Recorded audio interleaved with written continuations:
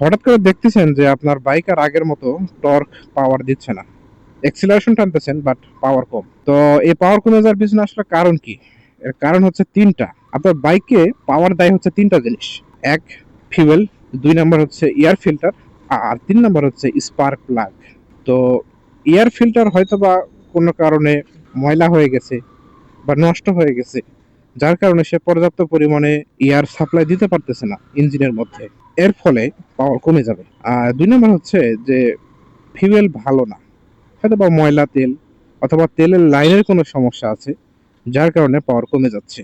আর তিন নাম্বার হচ্ছে spark plug, হয়তো বা স্পার্ক প্লাগের মধ্যে কার্বন জমে আছে, অথবা কার্বোরেটরের কোনো সমস্যা হতে পারে, এফআই সিস্টেমের কোনো সমস্যা, যার কারণে স্পার্ক প্লাগটা ঠিক মতো কাজ করতেছে না, অথবা ময়লা লেগে আছে। তো এই তিনটা কারণে পাওয়ার আমাদের লস হয়। তো এক্ষেত্রে আপনি মেকানিককে দেখিয়ে এই তিনটা জিনিস একবার চেক করে নেবেন।